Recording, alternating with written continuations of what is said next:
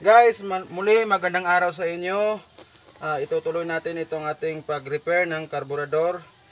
Dito ako nahirapan guys kasi maliit lang siya. Matagal kong kinabit to. And then guys, may nalimutan ako na ikabit dito sa loob. So pagpasensyahan nyo na, tao lang din po. Nagkakamali at saka medyo pressure din kasi guys pag mayroong camera. Pero ginagawa ko to guys parang na matuto talaga kayong kung paano ayusin ang karburador para kahit paano may idea kayo na pwede palang i-repair ang carburetor na kahit gaano kalaki ang sira. Hindi nyo kailangan magpalit ng carburetor.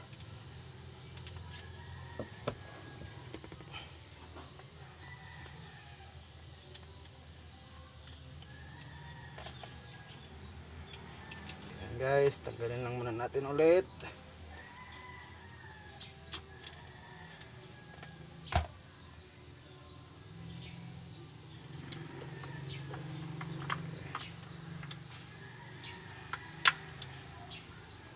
Okay.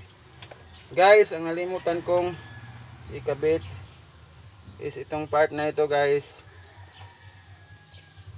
May bulitas. Ito ang nakikita nyo at saka ito guys, itong dalawang parts na ito nalimutan kong ikabit. So ikabit muna natin. Muna natin ikabit guys is itong bulitas dito sa butas na ito. Oops, nalaglag.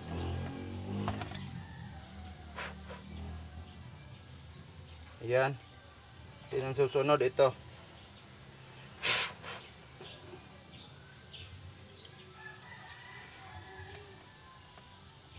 Then yung lock nya guys, maliit lang. Ingat kayo sa pagkabit nito guys kasi pwedeng tumalsik. Kailangan talaga ng timing sa pagkabit nito.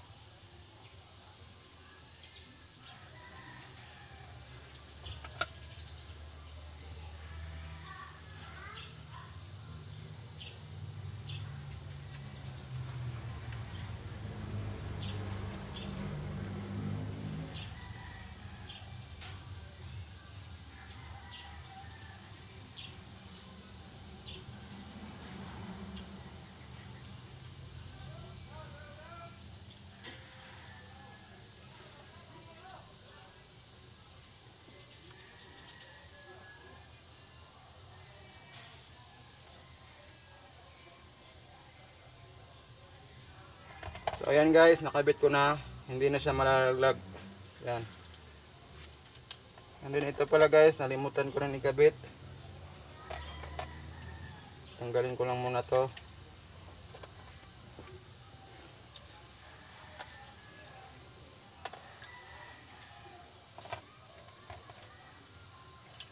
Dito siya ikabit.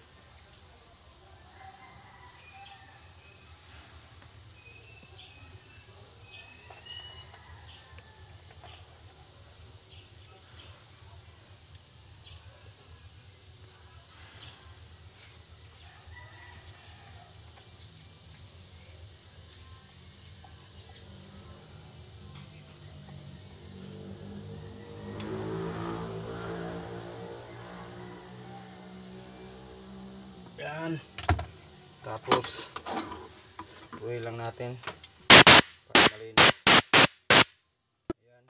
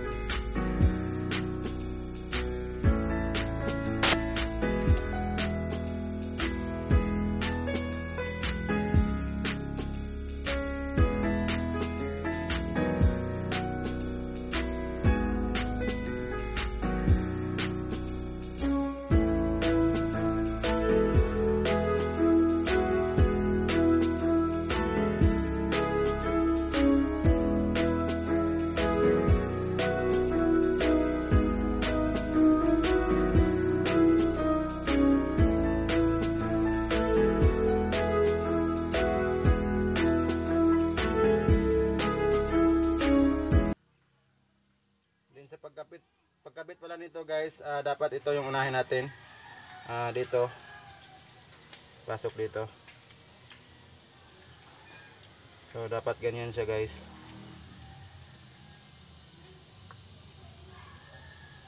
Yan. Tapos pwede natin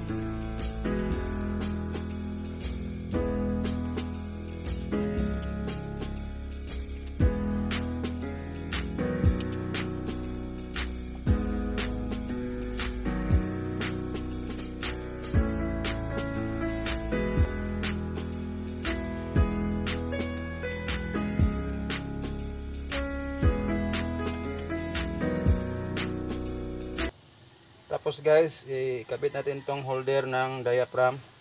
Ito.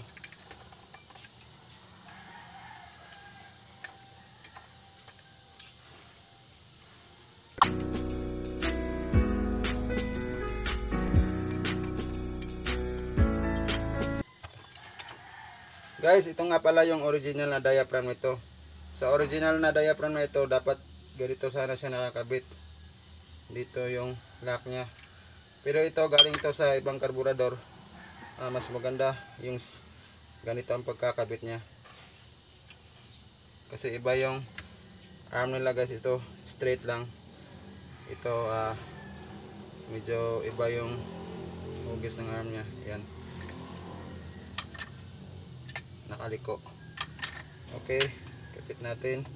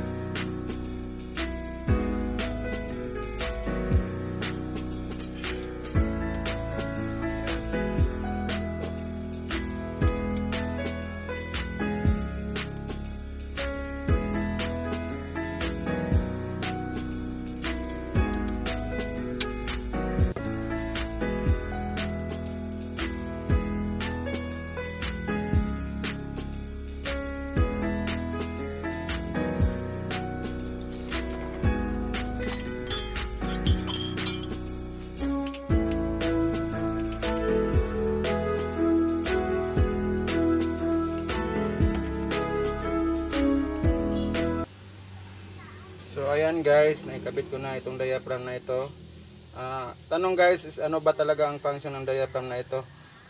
Ang function ng diaphragm nito guys is ito yung humihila. Halimbawa once na nag-start tayo tuwing umaga o kahit na mainit na yung makina, may adjuster dito na screw guys, screw bolt. Pag ina-adjust natin yan, ganyan, ito bubuka yung throttle plate nya. Ibig sabihin lalakas yung minor nya. Yan, lakihan na natin guys. Yan, bubuka yung throttle plate nya. Sana makita nyo sa video. Tapos pag pinaandar natin guys, para nang inaapakan natin yung gas pedal kasi malakas na yung minor niya. And then pag umaandar na siya, nagkakaroon ng vacuum dito sa diaphragm na ito guys. Itong diaphragm na ito guys is meron din siyang part na yung vacuum delay niya guys. So ang mangyayari, dahan-dahan naman niyang ibababa yung minor, pabalik sa normal na minor guys. Ganyan guys, yan, hihilahin niya itong arm na ito and then babalik. Kung nakikita nyo, gagalaw yan. So yan, so babalik siya sa normal na minor. So maganda talaga guys na may balik natin yung lahat ng setting ng carburetor sa original para mas maganda yung performance ng makina. Mabilis lang paandarin. So ito nga pala guys is kailangan ko rin itong ikabit, pero kung nakikita nyo yung dulo nya, kinain na ng kalawang. So ang gagawin ko lang dito guys is i-grind ko lang itong dulo na to para magpantay. So mamaya ko na lang muna ikabit yan guys, and then ikakabit muna natin ito guys, dito yung piston.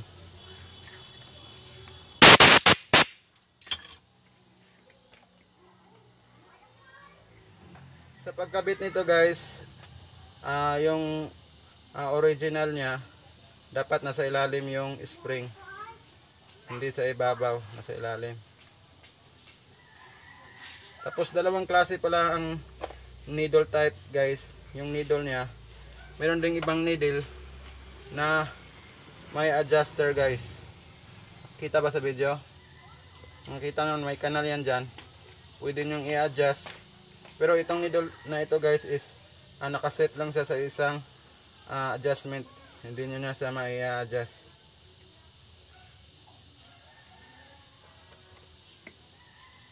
So ayan guys, ikabit ko muna to sa piston. And then next is itong plastic. Dapat ganyan yung posisyon niya guys. Ayan.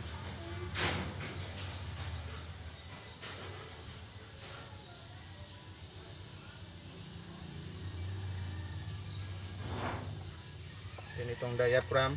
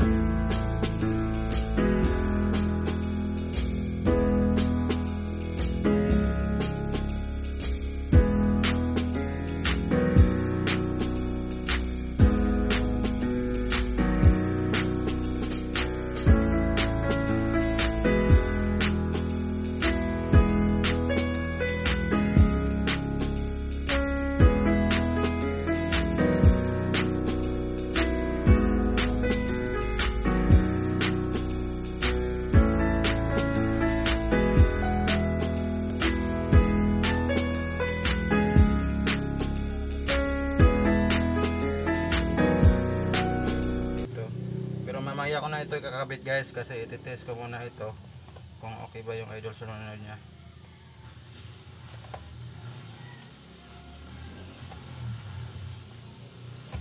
Ito nga palang diaphragm na ito guys, hindi ko na rin ito ikakabit kasi para sa aircon lang naman ito. Ito yung idle up ng aircon, ito yung diaphragm. Since wala namang aircon yung pagkakabitan nito, hindi ko na ito ikakabit. Then ito nga pala guys, nalimutan natin ikabit to. Meron pala itong filter na maliit guys dito. Ito yung kakabitan ng fuel hose. Hindi na lang natin. Ayan. Oops, nalaglag. Kabit natin dito.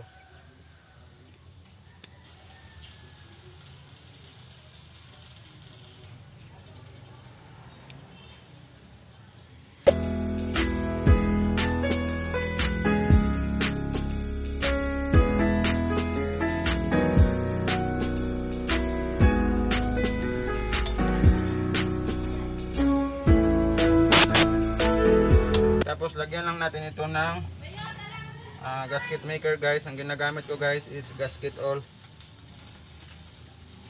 kasi hindi ito basta-basta natutunaw ng gasolina.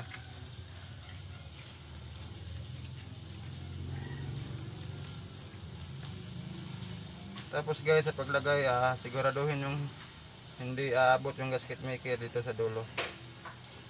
Dito lang banda sa gilid.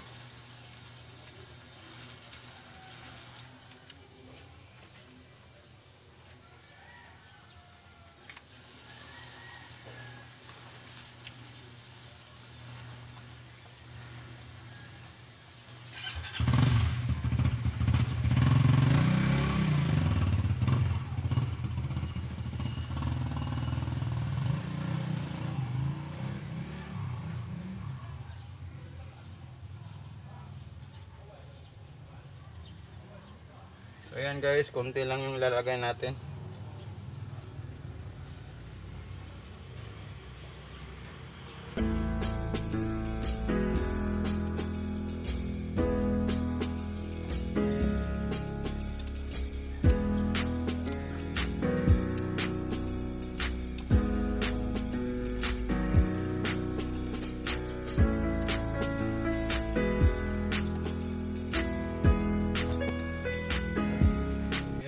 Nalimutan pa ba? Ito guys, i-grind ko muna to guys bago to ikabit, kasi mahalaga rin ito guys na makabitan ito ng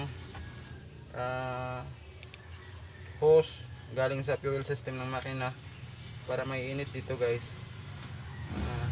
Ganyan ako magre-repair ng carburetors guys. Binabalik ko talaga sa ang lahat ng setting ng carburetor, wala akong tinatanggal. So kailangan muna natin itong i-grind.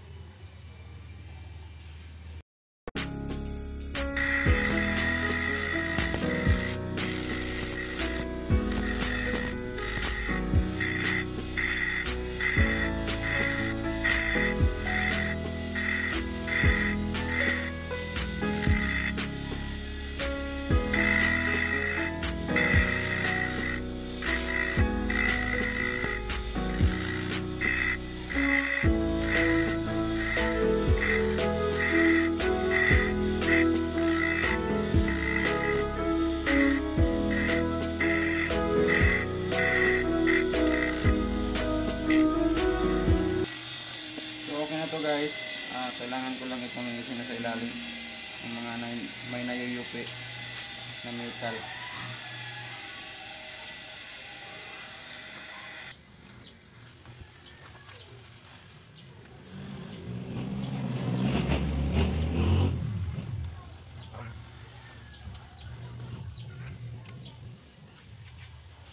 Pinalawang kasi to guys, kasi alam nyo na kadalasan sa multicab hindi na kulant yung ginagamit,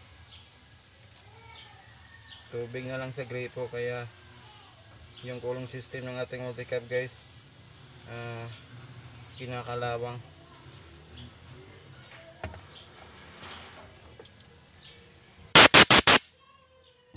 Ayan, pwede na ito ikabit. Lagay lang natin yung washer niya ito, dalawa.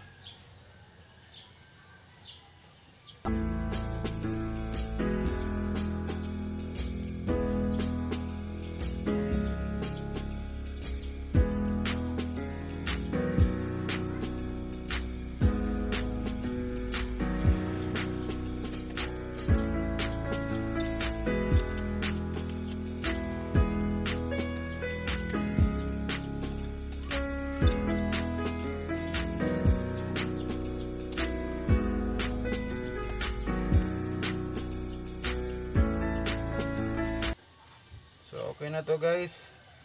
Ito na lang ang hindi nakabitan. Ititest ko muna to. Ito pala guys, meron ka pala spring. Ito yan guys. Yan. Okay, wala na ba? Check natin ulit. Yan. Okay na to guys. Recondition na ito. So kakabit na natin ito guys. Test natin kung okay ba yung pagre-repair natin ng carburetor. So guys, ito po yung idle solenoid na po itong na-test guys. Okay naman siya. Nagbubukas naman siya. Pumipitik. Kaya pwede natin ito ikabit guys.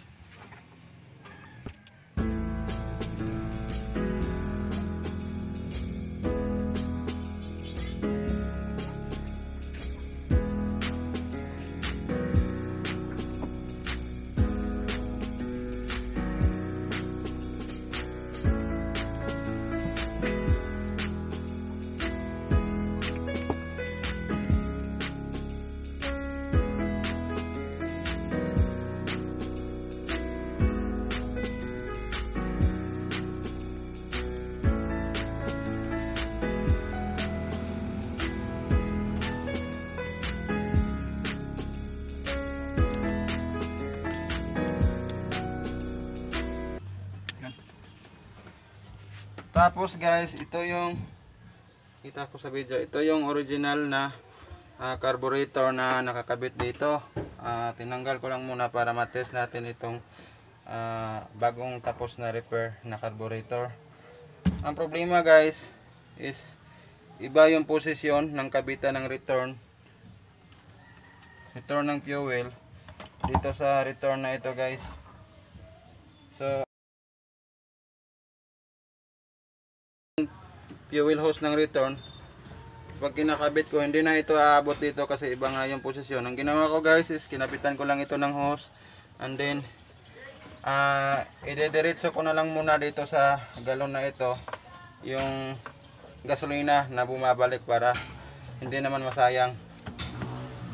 Tapos ikabit muna natin ito guys para matest natin. Ito pala, ito yung dito, tapos ito yung ni-repair natin.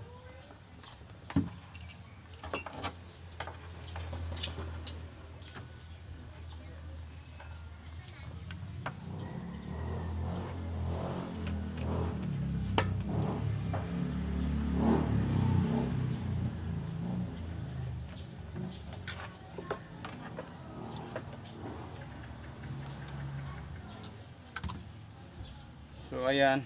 And then guys, sinaksakan ko lang muna ng wire itong socket na ito papunta sa idle solenoid kasi iba kasi ang socket sa original guys. Ito yung socket niya. Tapos ito naman wala siyang socket, then body ground lang siya. Yung isang wire niya pinabitan ko para makabit to, para mag-trigger yung idle solenoid natin.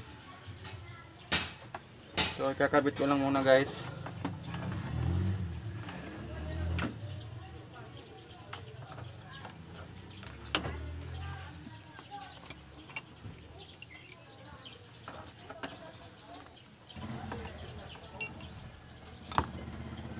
Okay guys, may papaliwanag lang muna ako.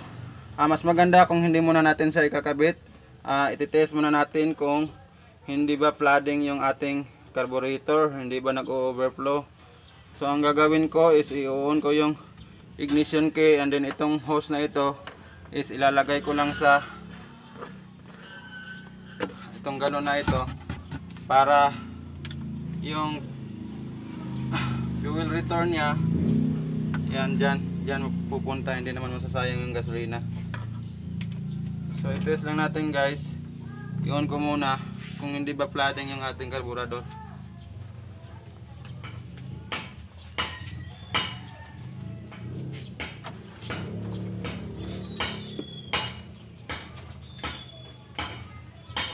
So ayan guys, naka-on na siya. Ayan, hindi naman lumalabas yung gasolina dito. Kasi pag flooding guys, lumalabas yung gasolina dito. Kung titingnan nyo guys, ayan, may lumalabas na gasolina sa return. So ibig sabihin guys, okay yung float valve. Nagsasara siya, hindi siya nag-overflow. So pwede na natin ito ikabit guys. I-off ko lang muna yung ignition key.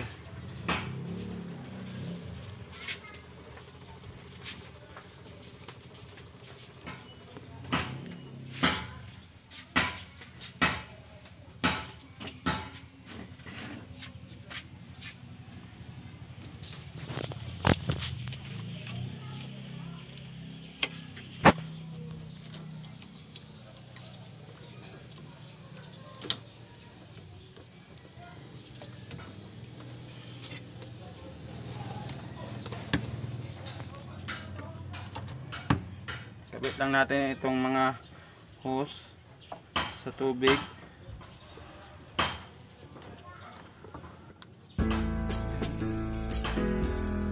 Isa.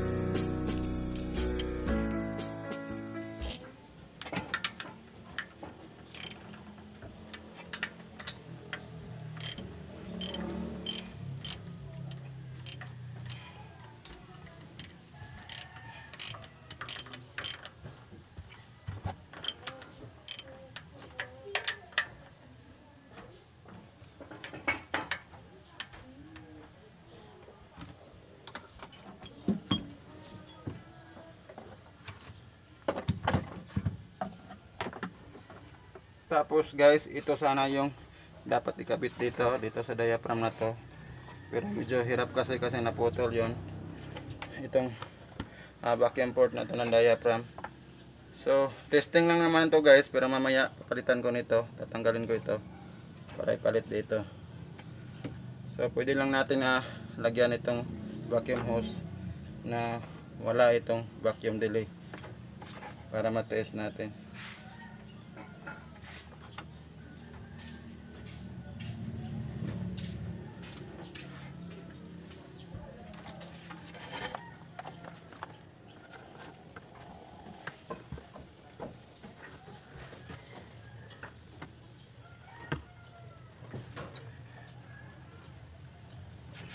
Teka. Guys, may isa pa palang problema kasi itong position ito ng Thermowax magkaiba dito sa original. Kaya hindi pumasok. Ito hindi aabot. Ayan. So ang gagawin ko lang nito guys is tatakpan ko lang muna ito. Itong dalawang hose na ito. Ipos mo.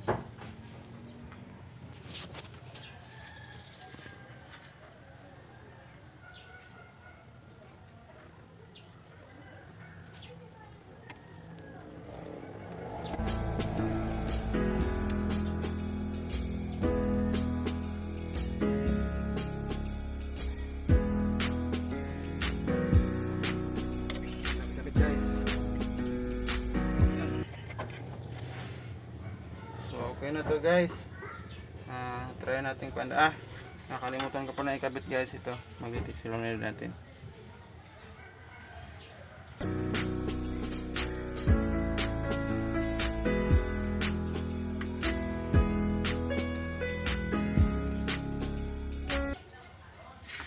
So ayan guys. Try natin i-start to. Hindi ko na lang muna ilalagay itong mga vacuum hose. Gagamitan ko ng vacuum gauge kung saan ba talaga dapat nakalagay yung mga vacuum hose na yan. So try natin i-start, sana umandar naman kahit hindi natin naapakan to. Okay, andar pa rin, sana umandar nang hindi naman ako mapahiya sa inyo guys.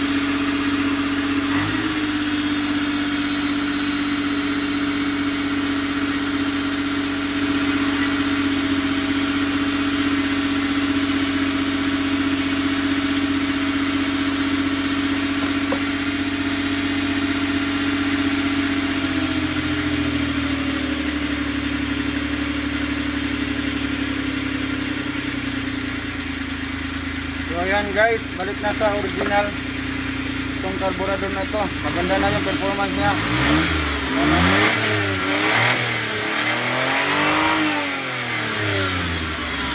Nakikita nyo guys, ito yung return niya. Ayan, mabalik yung gasolina.